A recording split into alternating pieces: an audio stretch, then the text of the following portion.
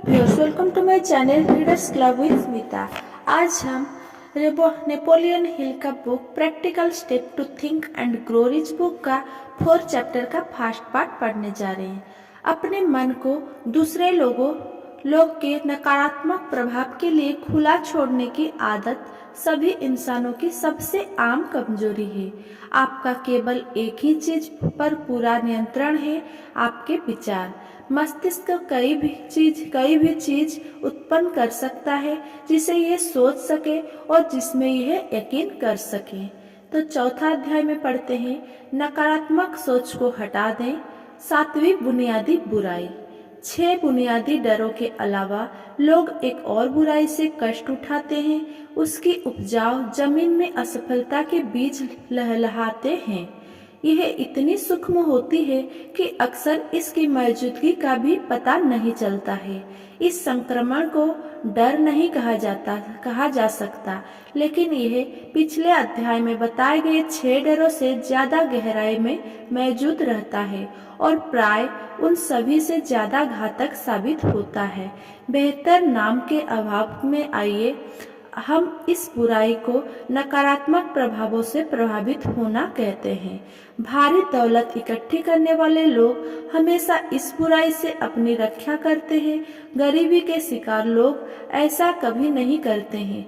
जो लोग किसी भी क्षेत्र में सफल होते हैं, उन्हें इस बुराई का प्रतिरोध करने के लिए खुद को तैयार करना पड़ता है। अगर आप अमीरी इकट्ठी करने के उद्देश्य से ये पुस्तक पढ़ रहे हैं, तो आपको बहुत सावधानी से अपनी जांच करके यह पता लगाना चाहिए कि क्या आप नकारात्मक प्रभावों से प्रभावित होते हैं। अगर आप इस स्व विश्लेषण को नजरअंदाज कर देते हैं, तो आप अपनी मनचाही वस्तु हासिल करने का अधिकार खो देते हैं। अच्छी तरह खोजबीन करते हुए विश्लेषण करें। जब आप इस स्व विश्लेषण के लिए तैयार किए गए प्रश्न पढ़ लें, तो अपने जवाब के लिए पूरी जिम्मेदारी स्वीकार करें। यह काम उतनी ही सावधानी से करें मानो आप किसी दूसरे शत्रु की तलाश कर रहे हों, जिसके बारे में आपको पता हो कि वह घात लगाए बैठा है। अपने दोस्तों के साथ उसी तरह पेश आएं जैसे किसी भौतिक शत्रु के साथ आते हैं। 7वीं बुनियादी बुराई है नकारात्मक प्रभावों से प्रभावित होना। ये बाकी 6 डरों से ज्यादा गहराई में मौजूद रहती है और अक्सर उनसे ज्यादा घातक होती है। आप राजमार्ग के डाकुओं से अपनी रक्षा आसानी से कर सकते हैं, क्योंकि कानून और पुलिस का संगठित सहयोग आपके साथ होता है। लेकिन इस 7वीं बुनियादी बुराई से उबरना ज्यादा मुश्किल होता है, क्योंकि जब यह वार करती है तो आप इसकी उपस्थिति के बारे में अनभिज्ञ होते हैं, क्योंकि यह सिर्फ एक मानसिक अवस्था होती है। यह बुराई इसीलिए भी खतरनाक है क्योंकि यह उतने ही अलग अलग रूपों में वार करती है जितने मानवीय अनुभव होते हैं। कई बार ये किसी रिश्तेदार के अच्छे इरादे वाले शब्द से मन में दाखिल हो जाती है। बाकी समय यह भीतर से खुद के मानसिक नजरियों से घर बनाती है। ये हमेशा 20 जितनी घातक होती है, हालांकि यह उतनी जल्दी जान नहीं लेती है। नकारात्मक प्रभावों से अपनी रक्षा कैसे करें? नकारात्मक प्रभावों से अपनी रक्षा करने के लिए, चाहे वे आपकी खुद के दिन हो या आपके आसपास के आसपास के नकारात्मक लोगों की गतिविधियों के परिणाम हो, नीचे दिए कदम उठाएं। पहला, इस बात को याद रखें कि आप में इच्छा शक्ति है और इसका सतत इस्तेमाल करें। जब तक कि आप अपने मन में नकारात्मक प्रभावों के खिलाफ प्रतिरक्षा की दीवार ना बना ले, ये तथ्य पहचाने कि आप और हर अन्य इंसान प्रकृति से आलसी, तटस्थ और अपनी कमजोरियों से मेल खाने वाले सभी सुझाव से प्रभावित होता है। दूसरा, यह याद रखें कि आप स्वभाव से सभी 6 बुनियादी डरों के प्रति ग्रहणशील हैं और उनका प्रतिकार करने की आदतें डालें। 3, यह पहचानें कि नकारात्मक प्रभाव अक्सर अवचेतन मन के जरिए आप पर काम करते हैं, इसलिए उन्हें पकड़ना मुश्किल होता है। 4, अपना मन उन सभी लोगों के खिलाफ बंद रखें जो आपको किसी तरह से हताश या निराश करते हैं। 5. जानबूझकर उन लोगों का साथ खोजें जो आपको अपनी खातिर सोचने और काम करने के लिए प्रभावित करते हैं। 6. परेशानियां की अपेक्षा ना रखें, क्योंकि ऐसी अपेक्षाएं में पूरी होने की प्रवृत्ति होती है। बिना किसी शंका के सभी इंसानों की सबसे आम कमजोरी ये है कि उनमें दूसरे लोगों के नकारात्मक प्रभाव के प्रति अपने मन को खुला छोड़ने की आदत होती है। ये कमजोरी और भी विनाशकारी होती है, क्योंकि ज्यादातर लोग इस बात को नहीं पहचानते हैं कि यह उनमें है। जो लोग इसे स्वीकार करते हैं उनमें से कई इस बुराई को सुधारने के नजरअंदाज या इनकार कर देते हैं। फिर एक एक ऐसी हो स्थिति आती है जब यह आदत पक्की बन जाती है, जिस पर उनका कोई नियंत्रण नहीं रह जाता। दूसरे लोग के नकारात्मक प्रभाव के प्रति अपने मन को खुला छोड़ने की आदत सभी इंसानों की सबसे आम कमजोरी होती है। नीचे दी गई प्रश्न सूची पर गौर करें। इसकी मदद से आप खुद को उसी तरह देख सकते हैं जैसे आप सचमुच हैं। प्रश्न को पढ़ें और जोर से जवाब दें ताकि आप अपनी आवाज सुन सके। ऐसा करने पर खुद के साथ ईमानदार होना ज्यादा आसान होगा। स्व विश्लेषण परीक्षा प्रश्न। क्या आप अक्सर बुरा महसूस करने की शिकायत करते हैं? अगर ऐसा है तो इसका क्या कारण है? क्या आप छोटी छोटी बातों पर भी दूसरों में दोष निकालते हैं? क्या आप अपने काम में अक्सर गलतियां करते हैं? और अगर ऐसा है तो क्यों? क्या आप बातचीत में तानाकसी करते हैं और अपमानजनक बातें कहते हैं? क्या आप जानबूझकर किसी के साथ रहने से कतराते हैं? अगर ऐसा है तो क्यों? क्या आपको अक्सर अपच की समस्या होती है? अगर ऐसा है तो इसका क्या कारण है? क्या आपको जीवन निरर्थक और भविष्य आशाहीन लगता है? अगर ऐसा है तो क्यों? क्या आपको अपना काम धंधा पसंद है? अगर नहीं तो क्यों नहीं? क्या आप अक्सर खुद के प्रति दया भाव रखते हैं? और अगर ऐसा है तो क्यों? क्या आप अपने से श्रेष्ठ लोगों से ईर्ष्या करते हैं? आप किसमें सबसे ज्यादा समय बिताते हैं? सफलता के बारे में सोचने में या असफलता के बारे में सोचने में? बड़े होते समय आप आत्मविश्वास हासिल कर रहे हैं या खो रहे हैं? क्या आप सभी गलतियों से कोई मूल्यवान बात सीखते हैं?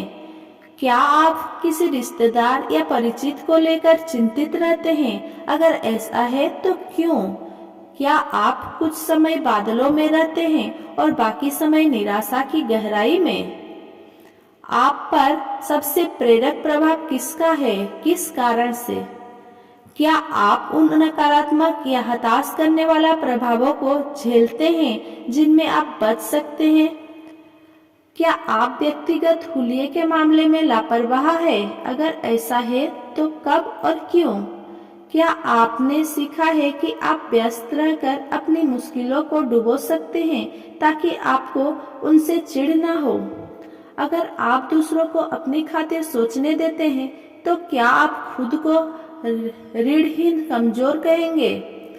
क्या आप आंतरिक स्नान को नजरअंदाज कर देते हैं और स्व उन्माद आपको चिड़चिड़ा तथा बदमिजाज बना देता है? कितने सारे ऐसे सवाल आपको चिढ़ाते हैं जिन्हें रोका जा सकता था और आप उन्हें क्यों सहन करते हैं? क्या आप अपनी अशांत मानसिक अवस्था को शांत करने के लिए शराब, नशीले पदार्थ या सिगरेट का गहरा सहारा लेते हैं? अगर ऐसा है तो आप इन चीजों के बजाय इच्छा शक्ति का इस्तेमाल क्यों नहीं करते हैं? क्या कोई आपका सिर खाता है? और अगर ऐसा है तो इसका कारण क्या है? क्या आपका कोई निश्चित मुख्य उद्देश्य है? अगर है तो वो उद्देश्य क्या है और इसे हासिल करने की आपकी योजना क्या है? क्या आप 6 बुनियादी डरों में से किसी से पीड़ित है? अगर ऐसा है तो वह डर कौन सा है? क्या आपके पास कोई पद्धति है जिससे आप दूसरों के नकारात्मक प्रभावों से अपनी रक्षा कर सकते हैं? क्या आप सकारात्मक मानसिकता को पोषण देने के लिए स्व सुझाव का इरादतन इस्तेमाल करते हैं? आप किसे सबसे ज्यादा महत्व देते हैं, अपनी भौतिक संपत्तियों को या अपने विचारों को नियंत्रित करने के विशेषाधिकार को? क्या दूसरे आपके विवेक के खिलाफ आपको आसानी से प्रभावित करते हैं? क्या आज के दिन आपने अपने ज्ञान के भंडार या मानसिक अवस्था में किसी मूल्यवान चीज की बुद्धि की है? क्या आप अप्रिय परिस्थितियों का डटकर सामना करते हैं या फिर आप जिम्मेदारी से परे हट जाते हैं? क्या आप सारी गलतियां और असफलताओं का विश्लेषण करके उनसे लाभ लेने की कोशिश करते हैं, या आपका नजरिया यह कह रहता है कि यह आपका कर्तव्य नहीं है? क्या आप सबसे ज्यादा नुकसान पहुंचाने वाली 3 कमजोरियां गिना सकते हैं? आप उन्हें सुधारने के लिए क्या कर रहे हैं? क्या आप दूसरे लोगों को प्रोत्साहित करते हैं कि वे सहानुभूति पाने के लिए अपनी चिंताएं आपके पास लाएं? क्या आप अपने दैनिक अनुभवों से उन सबको या प्रभावों का चुनाव करते हैं जो निजी तरक्की में आपकी सहायता कर सकते हैं? क्या आपकी उपस्थिति का दूसरों लोगों पर सामान्यतः नकारात्मक प्रभाव पड़ता है? दूसरे लोग की किन आदतों से आप सबसे ज्यादा चिढ़ते हैं? आप अपनी राय खुद बनाते हैं या फिर आप दूसरे लोगों को अपनी राय को प्रभावित करने की अनुमति देते हैं? क्या आपने ऐसी मानसिक अवस्था बनाना सीखा है जिससे आप हताश भरे तमाम प्रभावों से अपना बचाव कर सकें? क्या आपका कामकाज आस्था और आशा से आपको प्रेरित करता है? क्या आप पर्याप्त बलशाली आध्यात्मिक शक्तियां हासिल करने के बारे में चेतन है जो आपको दिमाग को हर तरह के डर से मुक्त रख सकती है? क्या आपका धर्म आपके मन को सकारात्मक रखने में मदद करता है? क्या आप महसूस करते हैं कि दूसरे लोगों की चिंताओं को सुनना आपका कर्तव्य है? अगर ऐसा है तो क्यों? क्या आप इस बात पर यकीन करते हैं कि एक जैसे पंखी एक साथ रहते हैं? आप जिन मित्रों को आकर्षित करते हैं उनके अध्ययन से आपने अपने बारे में क्या सीखा है? आप जिन लोगों के साथ सबसे करीबी तौर पर उठते बैठते हैं, क्या आपको उनके और उनके दुखों में कोई संबंध दिखाई देता है? क्या यह संभव है कि जिस व्यक्ति को आप मित्र मानते हैं वो दरअसल आपके सबसे बड़ा बुरा शत्रु है, क्योंकि आपके मन पर उसका नकारात्मक प्रभाव पड़ रहा है? किन नियमों के आधार पर आप तय करते हैं कि कौन आपकी सहायता कर रहा है और कौन आपको नुकसान पहुंचा रहा है? आपके अंतरंग सहयोगी आपसे मानसिक रूप से श्रेष्ठ है या फिर कमजोर है? हर दिन आप इन 5 चीजों को 24 घंटे में से कितना समय देते हैं? आपका कामकाज, नींद, खेलना और तनाव रहित रहना, उपयोगी ज्ञान हासिल करना, विशुद्ध बर्बादी। आपके परिचितों में से कौन आपको सबसे ज्यादा प्रोत्साहित करता है, आपको सबसे ज्यादा चेतावनी देता है, आपको सबसे ज्यादा हताश करता है, दूसरे मायनों में सबसे ज्यादा मदद करता है? आपकी सबसे बड़ी चिंता क्या है?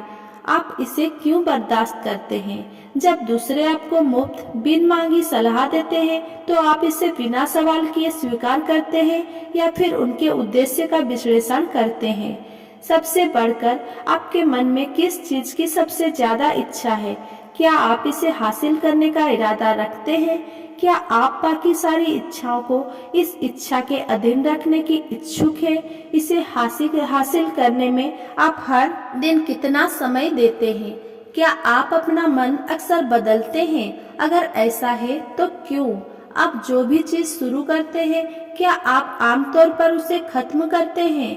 क्या आप दूसरे लोगों के व्यवहार या पेशेवर पदनामों, कॉलेज की डिग्रियां या दौलत से आसानी से प्रभावित हो जाते हैं? दूसरे लोग आपके बारे में जो सोचते या कहते हैं, क्या आप उससे आसानी से प्रभावित हो जाते हैं? क्या आप लोगों के सामाजिक या वित्तीय ओहदे की वजह से उनसे संबंध बनाते हैं? आपके हिसाब से सबसे महान जीवित व्यक्ति कौन है? वो व्यक्ति किस मायने में आपसे श्रेष्ठ है? इन प्रश्नों का अध्ययन करने और जवाब देने में आपने कितना समय लगाया? पूरी सूची के विश्लेषण और जवाब देने के लिए कम से कम 1 दिन जरूरी है। अगर आप अपने इन सभी प्रश्नों के सच सच जवाब दे दिए हैं तो आप अपने बारे में इतना जान चुके हैं जितना ज्यादातर लोग खुद के बारे में नहीं जानते। प्रश्नों का सावधानी से अध्ययन करें, कई महीनों तक हर सप्ताह उन्हें पढ़ें। आप हैरान रह जाएंगे कि प्रश्नों का ईमानदारी से जवाब देने की इस सरल तकनीक से आपको कितना सारा अतिरिक्त ज्ञान हासिल होगा जो आपके लिए बहुत मूल्यवान होगा। अगर आपको कुछ प्रश्नों के ठीक ठीक जवाब ना मालूम हो तो आपको अच्छी तरह जानने वाले लोगों से सलाह लें, खास तौर पर उनकी जो स्वार्थ बस चापलूसी ना करें। खुद को उनकी आंखों से देखें, अनुभव आश्चर्यजनक होगा। आपका सिर्फ एक ही चीज पर पूरा नियंत्रण होता है, अपने विचार पर। ये सबसे महत्वपूर्ण और प्रेरक तथ्य है। इसमें हमारी दैवी प्रकृति की झलक दिखाई देती है। यह दैवी विशेषाधिकार एकमात्र साधन है जिससे आप अपनी तकदीर को खुद नियंत्रित कर सकते हैं। अगर आप अपने ही मन को नियंत्रित करने में असफल रहे तो यकीन मानो आप किसी दूसरी चीज को भी नियंत्रित नहीं कर पाएंगे। आपका सिर्फ एक ही चीज पर पूरा नियंत्रण होता है, अपने विचार पर। अगर आपको अपनी संपत्तियों के बारे में लापरवाह होना है तो अभौतिक वस्तुओं के संदर्भ में रहे। आपका मस्तिष्क आपकी आध्यात्मिक संपदा है। इसकी रक्षा और इस्तेमाल उतनी ही सावधानी से करें जितना कि दैवी अधिकार का करना चाहिए। आपको इच्छा शक्ति इसी उद्देश्य से दी गई थी। दुर्भाग्य से कानून किसी को उन लोगों से नहीं बचा सकता जो जानते बूझते हुए या अज्ञानवश नकारात्मक विचारों या सुझावों से दूसरों के दिमाग में जहर भरते हैं। इस तरह के विनाशकारी कामों के लिए भारी कानूनी दंड दिया जाना चाहिए, क्योंकि यह कानून द्वारा संरक्षित भौतिक चीजों को हासिल करने की संभावनाओं को नष्ट कर सकता है और अक्सर करता है। नकारात्मक मानसिकता वाले लोगों ने थॉमस एडिसन को विश्वास दिलाने की कोशिश की कि वे मानव स्वर को रिकॉर्ड करने और दोहराने वाली मशीन नहीं बना सकते, क्योंकि किसी ने भी कभी ऐसी मशीन नहीं बनाई है। एडिसन ने उनकी बात पर यकीन नहीं किया। वे जानते थे कि मस्तिष्क जिस चीज को सोच सकता है और उस पर विश्वास कर सकता है उसे वह उत्पन्न भी कर सकता है। ये बात जानने की बदौलत ही महान एडिसन आम लोगों से ऊपर उठने में सक्षम हुए। थॉमस एडिसन जानते थे कि मस्तिष्क जिस चीज को सोच सकता है और उस पर विश्वास कर सकता है उसे वह उत्पन्न भी कर सकता है। नकारात्मक मानसिकता वाले लोगों ने AFW पुलतट को बताया कि 5 और 10 सेंट सेल वाले स्टोर चलाने की कोशिश में वे दिवालिया हो जाएंगे। वे जानते थे कि वे तार्किक सीमा के भीतर कुछ भी कर सकते हैं, बशर्ते उन्हें अपनी योजनाओं पर भरोसा हो। उन्होंने दूसरे लोगों के नकारात्मक सुझावों को अपने मस्तिष्क से बाहर रखने के आविष्कार का इस्तेमाल किया। अंततः उन्होंने $100 मिलियन से ज्यादा की दौलत इकट्ठी कर ली। नकारात्मक मानसिकता वाले लोगों ने जॉर्ज वॉशिंगटन से कहा कि वे ब्रिटेन के बहुत श्रेष्ठ सेनाओं के खिलाफ जीतने की आशा नहीं कर सकते, लेकिन उन्होंने विश्वास करने के अपने दैवी अधिकार का इस्तेमाल किया। इसीलिए उनकी पुस्तक अमेरिका झंडे के तले प्रकाशित हुई, जबकि लॉर्ड कॉर्नवालिस का नाम भुला दिया गया है। संकालू लोग ने नाक भौ सिकड़े जो हेनरी फोर्ड ने डेट्रॉइट की सड़कों पर अपनी पहली अनगढ़ गाड़ी चलाई। कुछ ने कहा कि ये कभी व्यवहारिक नहीं बन पाएगी। दूसरों ने कहा कि कोई भी ऐसी मशीनों के लिए पैसा नहीं देगा। फोर्ड ने कहा, मैं पृथ्वी को विश्वसनीय मोटर कार को पाट दूंगा। लोग उन्हें ऐसा कर दिखाया। अपने विवेक पर विश्वास करने के उनके निर्णय ने इतनी सारी दौलत इकट्ठी की, उनके बारिशों पे 5 पीढ़ियों भी उसे उड़ा नहीं पाई। हेनरी फोर्ड का जिक्र बार बार इसीलिए किया जा रहा है क्योंकि वे इन बातों का आश्चर्यजनक उदाहरण है कि जब इंसान का अपना खुद का मन होता है और उनसे इसका नियंत्रण करने की इच्छा होती है तो वह कितना कुछ हासिल कर सकता है। उनकी जीवनों इस पुरानों बहाने मुझे कभी मौका नहीं मिला कि नींव को धराशायी कर देता है। फोर्ड को भी कभी अवसर मिला नहीं था। इसके बजाय उन्होंने इसे बनाया था और वे लगन से इसमें तब तक जुटे रहे जब तक कि इसने उन्हें बहुत अमीर नहीं बना दिया। फोर्ड को भी कभी अवसर मिला नहीं था। इसके बजाय उन्होंने इसे बनाया था और वे लगन से इसमें तब तक जुटे रहे जब तक कि इनसे उन्हें बहुत अमीर नहीं बना दिया। मानसिक नियंत्रण आत्म अनुशासन और आदत का परिणाम है। आप या तो अपने मस्तिष्क को नियंत्रण करते हैं या फिर ये आपको नियंत्रण करता है। अद्विज का कोई समझौता नहीं है। मस्तिष्क को नियंत्रण करने का सबसे व्यवहारिक तरीका यह है कि एक निश्चित उद्देश्य और उसे हासिल करने की एक निश्चित योजना से इसे व्यस्त रखने की आदत डालें। उल्लेखनीय सफलता हासिल करने वाले लोगों के जीवन इतिहास का अध्ययन करें। आप ये देखेंगे कि उनका अपने खुद के मस्तिष्क पर नियंत्रण होता है, यही नहीं होता है। यह नहीं, वे इस नियंत्रण का इस्तेमाल करते हैं और इसे निश्चित उद्देश्य की प्राप्ति की दिशा दिखाते हैं। इस नियंत्रण के बिना सफलता संभव नहीं है। अगर मेरा ये वीडियो आपको पसंद आया हो तो मेरा वीडियो को लाइक कमेंट शेयर करें, मेरे चैनल को